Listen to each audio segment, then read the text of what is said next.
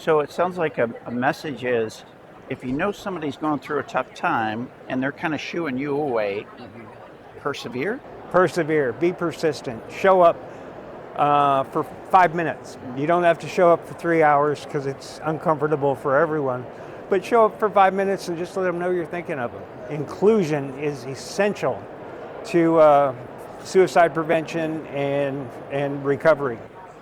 San Diego 911 emergency. You need to come right away. There's a man with a gun and it's loaded. Receiving emergency signal from 4 George, 1141. We've got a white team out there. We need paramedics close, please. all available units. Roll code that way.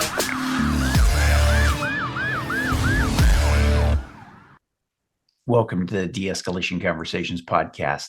With me today is a man who epitomizes survival. Matt Shobert has 30 years of fire service experience, including 10 as a fire chief. On July 2nd, 2014, he nearly became a line of duty death.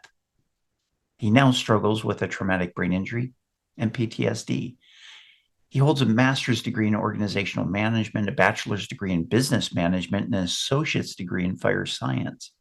He's a National Fire Academy Executive Fire Officer and a CPSE Chief Fire Officer Designee.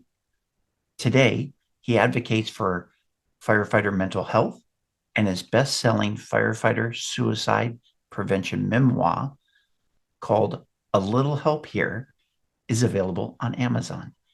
That link is in the show notes, so be sure to check that book out. Matt's going to share with you in this episode that we recorded at EMS World 2025 on the expo floor, so the audio is a little bit loud. He's going to share with you some insights that he gained from his experience, both as a fire chief and also going through a terrifically traumatic accident. In fact, what we're going to do is this episode is going to be a little bit unique. We're going to begin this episode. You're going to listen to or watch, if you're watching this on video format, a video from Loma Linda Trauma Hospital, Loma Linda Medical Center, which is near San Bernardino in Riverside, California. So in Southern California, said that they've never had somebody with significant facial injuries like Matt ever just get up and walk out. He's had 214 invasive surgeries. He's a survivor, like I said, and you're really going to enjoy this. So this first 9 minutes is going to be the video from Loma Linda that they put together about Matt's story, and it'll give you a great background into the man that you're about to meet. Enjoy the episode. 6300, I need immediate help at Bear Creek. I copy. It'll be at Bear Creek. Is it a medical aid, sir? Oh no, I think I've been shot at the maintenance yard. I woke up face down in the dirt. I don't know if it's 2 seconds, 2 minutes, or 20 minutes later. I remember trying to get up, and I remember not being able to get up. I was like, and tried again, and that's when I noticed I was bleeding profusely, bleeding to death, actually. And I didn't know what happened, but I knew I had to do something. It's very traumatic when you're by yourself in the middle of nowhere, bleeding to death, and you catch a glimpse of your face, and basically the bottom third of my head was missing. Grabbing my mic to talk on the radio, and I remember holding my face together as best I could, held the radio up, and I radioed in, "This is 6300, I think I've been shot. I need immediate medical attention." Believe it to be a gunshot. I copy. Possibly that the chief has possibly episode. been shot. Welcome to the De-Escalation Conversations Podcast. With me today is Matt Shobert, a retired fire chief who on July 2nd, 2014, nearly became a line of duty death. Matt, welcome to the show. Thank you. It's an honor to be here. Well, we're at EMS World 2025. We're in Indianapolis right now. That's why this background looks a little bit different. We're literally in the wellness hub that is sponsored by AT&T FirstNet, and we're in a little side booth. And Matt has taken time away from the busy conference schedule. He's speaking here, And that's one of the reasons why I wanted you to be able to have the opportunity to meet him and hear just a little bit about his story. I'll be sharing more of his story later on in the podcast, so make sure you stick around for that. Matt, what is it that you're speaking on here? Today, or actually tomorrow, I'm speaking on first responder suicide prevention. A lot of people are unaware that the numbers of first responders that kill themselves outnumber line of duty deaths by a ratio of about 3 to 2. Over the past decade, there's been about 1,500 first responder suicides compared to roughly 1,000 line of duty deaths. So the numbers, like I said, I think a lot of folks don't realize what a problem it is and it's becoming. And I'm here to talk about it, share my story, because after my injury, when I was in recovery, everybody thought I was this hero and all kinds of stuff, and I had a plan to kill myself because I was so miserable. But what I learned the hard way through lots of hard work is there's always hope. You just got to work hard to find it. And that's my mission, is to get word out that killing yourself is not an option, regardless of the condition or position that you're in. No matter how much it feels like the best solution? No matter how much it feels like the best solution. 'Cause you kill yourself and all you do is knock your pain to your loved ones and your friends and your family and your spouse and your dog. And it's so much more effective and efficient to reach out and get the help you need. And a lot of people don't know who to reach out to. We've got call 988, call 911, talk to your clergy, talk to your spouse, work on it together, but there's always good help readily available. One of the things that I work with is Copline. And Copline, we'll put the number up on the screen. But Copline is for law enforcement, and I know that there's a firefighter crisis helpline as well. We'll also put that number up on the screen. We'll also put it in the show notes and description. I don't want to verbally say it right now, so if you're driving, listening to this while you're working in the yard, you're not watching it on a video, go back, just look in the show notes right there on your mobile device, because I don't want to give the number out and have it incorrect. I don't happen to have it in front of me. But 988 as an immediate option, that's an easy one to remember. Yeah. Now, when you were hurt, and you talked about, as you're going through recovery, everybody had this outside view of you, but you had a completely opposite view from inside. Mm-hmm. And so we talk a lot about perception and perspective. Right. We have a perception of what someone is going through, or the experiences that they have, or how they're thinking. And what I teach in our courses is to find that person's perspective. So everybody had this perception about you. What was your perspective? You said you were miserable. Tell me a little bit more about that. It must have been painful, first of all. Extreme pain. I mean, I had my jaw ripped off and my brain rattled. And this section of my lower jaw is now the top of my left hip. And it was a lengthy 3-year recovery with multiple procedures. But during this first 6 or 8 weeks of my survival and recovery, in my mindset, the brotherhood, I felt abandoned by my coworkers, my colleagues, my friends, and I think in hindsight, it was kind of my attitude in a way that maybe shooed them away as well.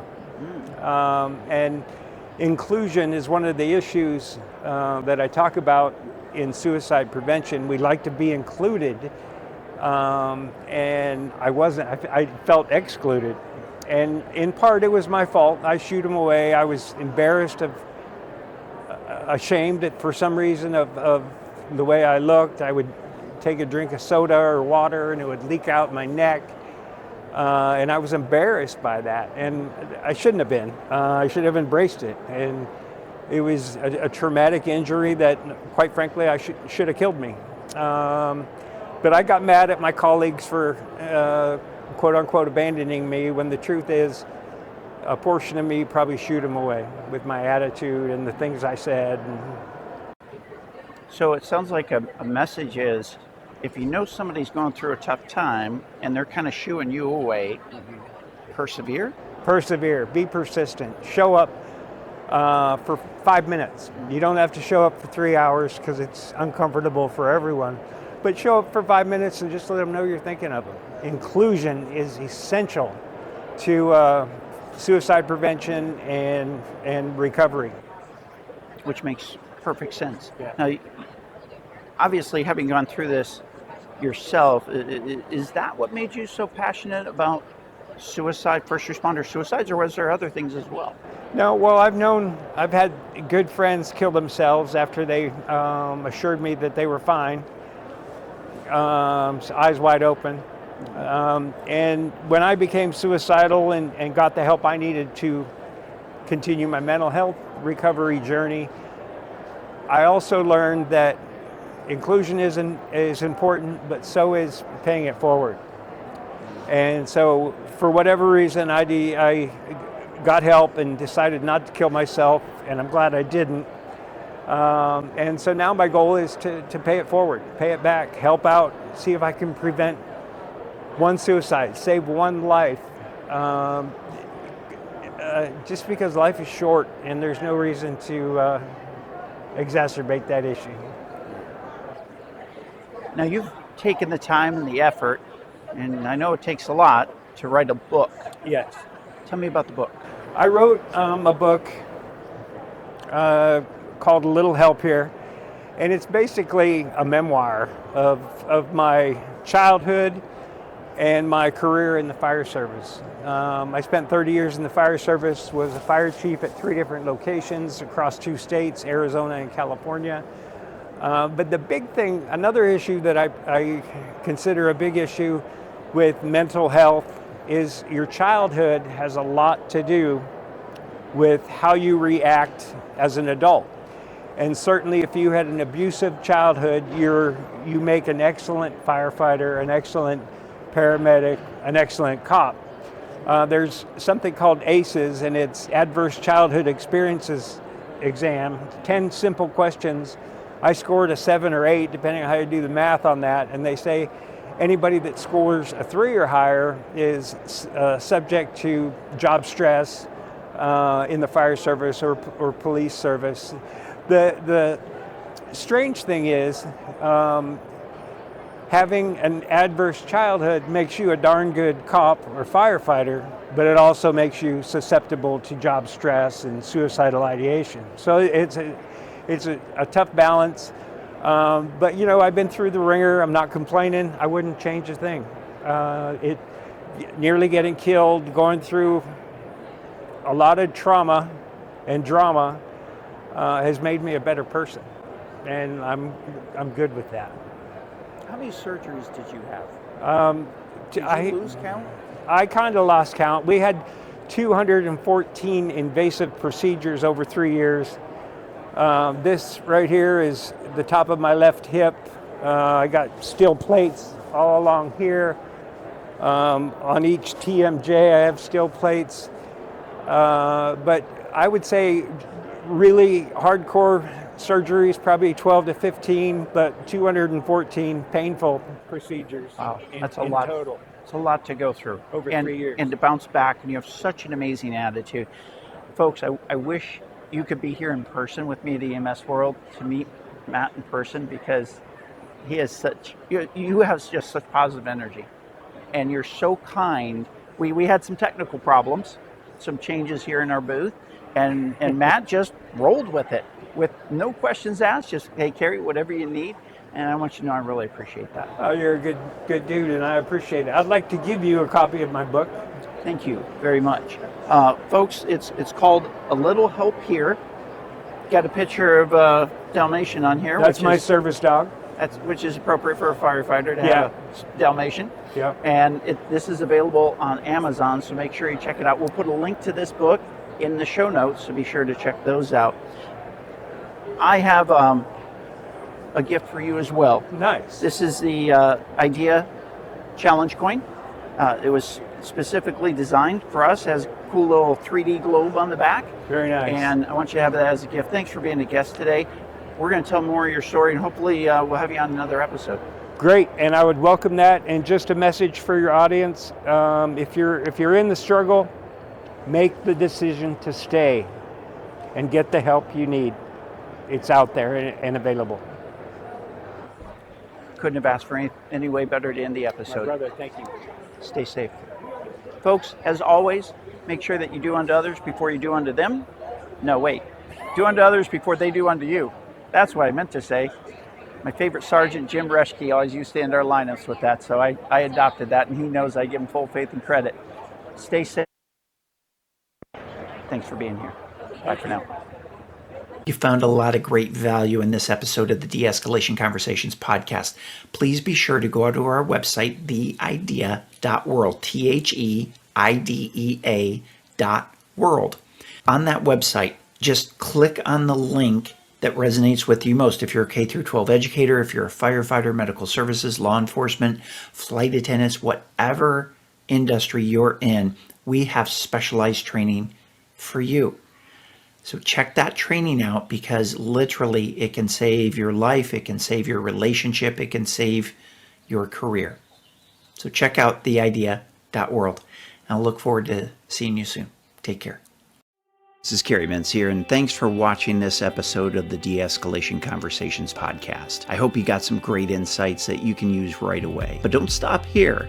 Click that video link above and keep the momentum going with another powerful episode. And hey, if you haven't already, please hit that like button and the subscribe bell so you never miss an episode. New strategies, new stories, and new ways to connect coming your way every week. See you in the next episode.